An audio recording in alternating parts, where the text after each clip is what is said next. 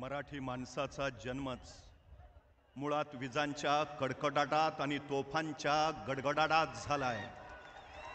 आगीशी खेळणारी माणसं आम्ही, पाण्याला भिवून पळणार नाही हे सिद्ध करणाऱ्या कडवट निष्ठावंतांचा हा दसरा मेळावा आहे। अखंड हिंदुस्थानचं कुलदैवत छत्रपती शिवाजी महाराज, वंदनीय हिंदुहृदय सम्राट शिवसेना प्रमुख बाळासाहेब ठाकरे, सगळं सुरळीत चालू असताना राज्यकारभार करणं वेगळं आणि संकटांची एकामागोमाग एक मालिका कोसळत असताना धीरदात्तपणे त्याला सामोरं जात महाराष्ट्राला सुखरूप त्यातून बाहेर काढणं वेगळं। कोरोना काळामध्ये ज्यांनी महाराष्ट्र सुरक्षित ठेवला ते महाराष्ट्राचे माजी मुख्यमंत्री तथा शिवसेना पक्षप्रमुख आदरणीय उद्धव साहेब ठाकरे, युवासेना प्रमुख आदित्यजी ठाकरे आणि आपण कडव्या निष्ठेचे सर्व शिवसैनिक। महाराष्ट्र म्हणजे या अक्षांशापासून त्या अक्षांशापर्यंतचा प्रांत नव्हे। महाराष्ट्र म्हणजे या पर्वतापासून त्या पर्वतापर्यंतचं पठार नव्हे। महाराष्ट्र प्रभू रामचंद्रांना वर देणाऱ्या भवानीचा, राम वरदायिनीचा हा महाराष्ट्र, आपल्या भक्तांसाठी 28व्या विटेवर उभा राहणाऱ्या पांडुरंगाचा हा महाराष्ट्र आहे। येणाऱ्या आक्रमकांना सह्याद्रीत कोंडून त्यांना तिथंच मारणाऱ्या धारकऱ्यांचा हा महाराष्ट्र आहे। 5 पातशया पालत्या घालून त्यांच्या तख्तावर भगवा रोवणाऱ्या छत्रपती शिवाजी महाराजांचा हा महाराष्ट्र आहे। दिल्लीपतीच्या डोळ्यात डोळे घालून हिंदुस्थानच्या मुक्ततेची मुहूर्तमेढ रोवणाऱ्या आणि मरणालाही मरणाचं कौतुक वाटावं असं बलिदान देणाऱ्या छत्रपती संभाजी महाराजांचा हा महाराष्ट्र आहे। 6 पिढ्या मोगली सल्तनतीला पाण्यात दिसणाऱ्या संताजी धनाजींचा हा महाराष्ट्र आहे। हा संतांचा, समाज सुधारकांचा आणि प्रबोधनकारांचा महाराष्ट्र आहे। मराठी अस्मिता तेजाळणाऱ्या आणि मराठी माणसाला वाघासारख्या डरकाळ्या फोडायला लावणाऱ्या हिंदुहृदय सम्राट शिवसेना प्रमुख बाळासाहेब ठाकरेंचा हा महाराष्ट्र आहे। या महाराष्ट्राला जसा शौर्याचा वारसा तसा फितुरीचा शापही आहे। संभाजी महाराजांचं निधन झालं आणि औरंग्यानं महाराणी येसूबाई आणि शाहू महाराजांना कैद केलं, पण कैद झालेल्या महाराणी येसूबाई नमेनात, औरंग्याला कुर्णिसात करेनात, औरंगजेब सरफडत राहिला।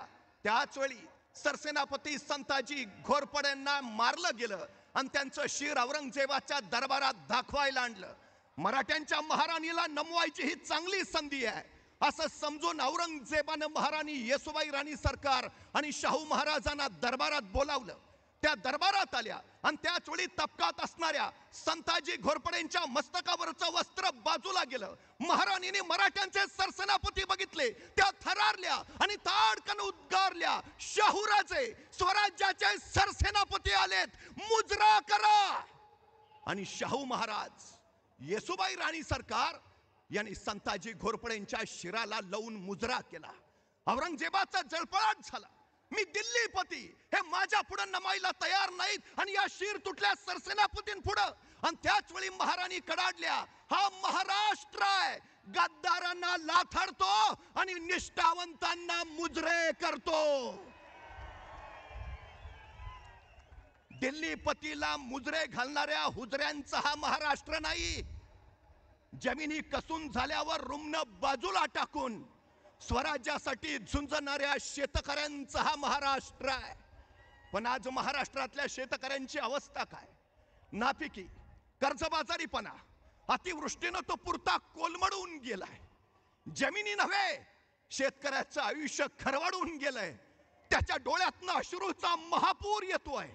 एका दाण्याचे 1000 दाणे करणारा माझा बळीराजा, जगाचा पोशिंदा, त्याला या संकटात सरकारनं आधार द्यावा, तर उरफाट्या काळजाचं सरकार शेतकऱ्याच्या जखमेवर मीठ चोळतंय। सोलापूर जिल्ह्यातल्या बार्शी तालुक्यातल्या एका गावात 28 महिन्यात 28 शेतकऱ्यांनी आत्महत्या केल्या। छत्रपती संभाजीनगर मधल्या पती पत्नीनं कर्जाच्या ओझ्यामुळे आत्महत्या केली। काल नांदेडच्या कोंढा गावातल्या निवृत्ती कदमांनी आत्महत्या केली आणि त्याचा धक्का सहन न झाल्यामुळे त्याच्या पित्यानं प्राण सोडले। आणखी किती बळी गेल्यावर तुमच्या कर्जमाफीची वेळ येणार आहे? किती बळी घेणार आणखी? उद्धवजी ठाकरे मुख्यमंत्री झाले आणि त्यांनी पहिला निर्णय घेतला, शेतकऱ्यांचं राज्य निर्माण करणाऱ्या शिवछत्रपतींची राजधानी रायगडाचं संवर्धन करण्यासाठी निधी देऊन, आणि दुसरा निर्णय घेतला सरसकट शेतकऱ्यांचा 7/12 कोरा करून.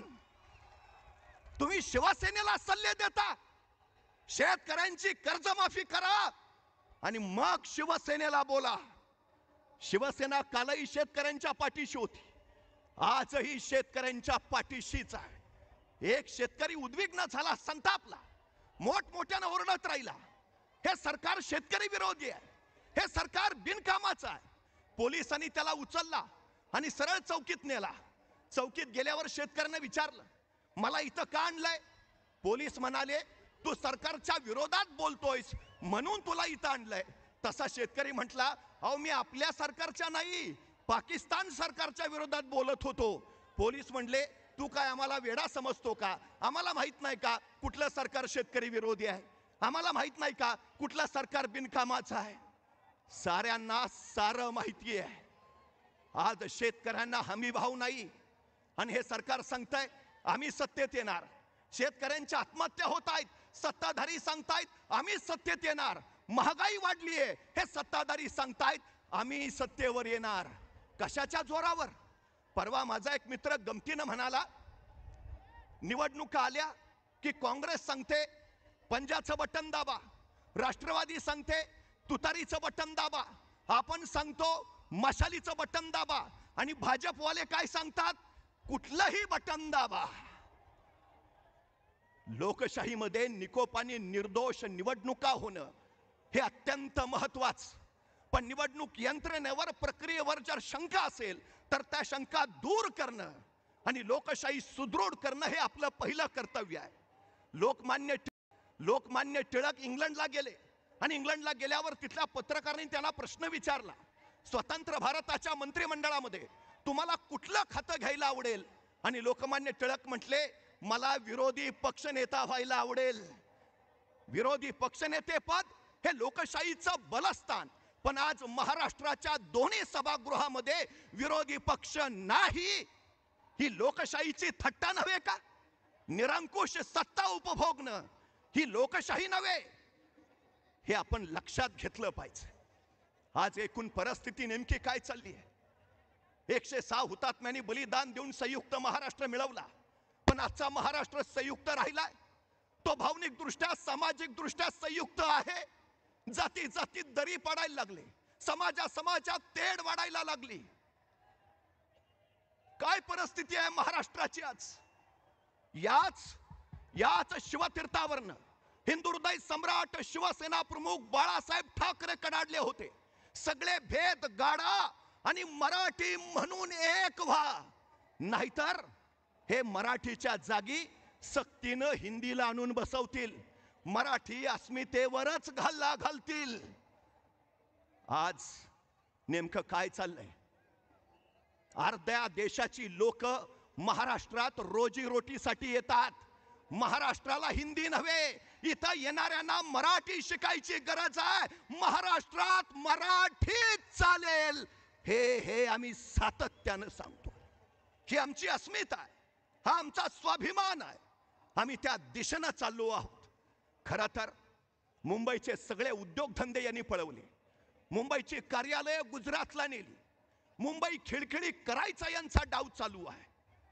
ही कुबेर नगरी त्यांच्या ताब्यात नाही याची त्यांना सल आहे.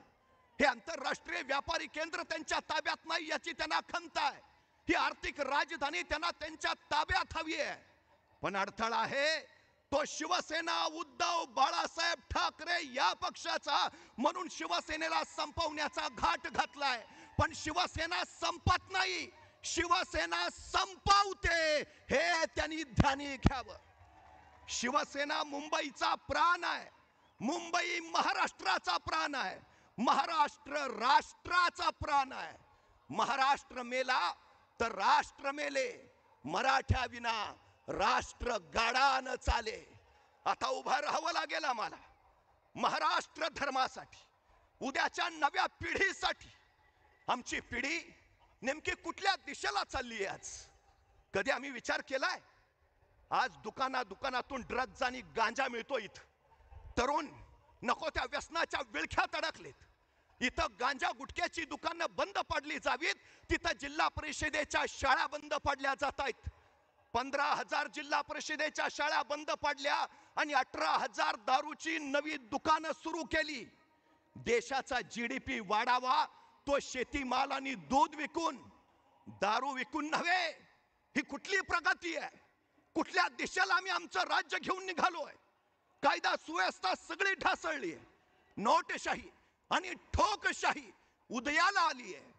आज आम्हाला उभा राहावं लागेल, उभा राहावाच लागेल. उद्धवजी ठाकरे मुख्यमंत्री होते. महाराष्ट्रात एकही जातीय दंगल झाली नाही. साऱ्यांना सोबत घेऊन महाराष्ट्राचा विकास हे शिवसेनेचं ध्येय आहे. ही लढाई फक्त शिवसेनेची नाही, ही लढाई मराठी भाषेची आहे, ही लढाई मराठी संस्कृतीची आहे, ही लढाई महाराष्ट्र धर्माची आहे. पन्हाळ्याच्या वेड्यात अडकलेले छत्रपती शिवाजी महाराज पन्हाळ्याच्या पश्चिमेकडून वादळी पावसाळी किर्र रात्री त्यांनी बांदल फौज आणि बाजीप्रभूंना सोबत घेतलं आणि विशाळगडाच्या रोखानं निघाले. त्या वादळी पावसाळी किर्र रात्रीत 21 तासाचा अखंड प्रवास करून महाराज मसाईच्या पठारावर पोहोचले आणि त्याच वेळी चाहूल लागली. शत्रू पाठलागावर आहे. बाजीप्रभू सांगते झाले, राज निमी फौज घेऊन आपण इथून निघा, निम्या फौजनीशी आम्ही ते झुंजितो, साहेबकारी मरितो. राजा म्हणले, नाही बाजी, सगळे सोबत लढू. नाही राज, लाख मेले तरी चालतील, पण लाखाचा पोशिंदा वाचला पाहिजे. राजा निघा. राजे पुढे निघाले आणि निम्या फौजनीशी आपल्या छातीचा कोट करून बाजीप्रभू झुंजत राहिले, कडाडत राहिले. जाऊन सांगा त्या यमाला, जोपर्यंत राजे विशाळगडावर पोहोचल्याचे तोफांचे आवाज आमच्या कानावर पडत नाहीत, तोपर्यंत हा बाजी प्राण सोडणार नाही. राजे पोहोचल्याचे आवाज झाले आणि शीर तुटले, बाजी कोसळले, स्वराज्यासाठी समर्पित झाले, गजखिंड पावनखिंड झाली. आज आम्हाला बाजी प्रभूंच्या त्या जिद्दीची आणि कडकडीत निष्ठेची गरज आहे. उद्धव साहेबांच्या खांद्याला खांदा लावून उभा राहू. जगाच्या पोशिंद्यासाठी, महाराष्ट्र रक्षणासाठी, महाराष्ट्र धर्मासाठी लढत राहू. अन्याय अत्याचार करणाऱ्या महाराष्ट्र द्रोही रावणाचं दहन महाराष्ट्र धर्माच्या मशालीनं करू. चला आता सज्ज व्हा. बोला छत्रपती शिवाजी महाराज की. चहो दिशांना भगवा फडकू द्या. जय महाराष्ट्र.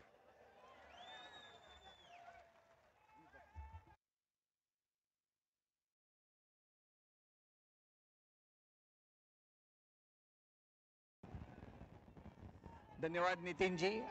पुन्हा एकदा मी विनंती करतो, आता डाव्या बाजूनी हळूहळू सगळे पुढे सरकत आहेत, कारण सर्व प्रवेशद्वारांवरती प्रचंड गर्दी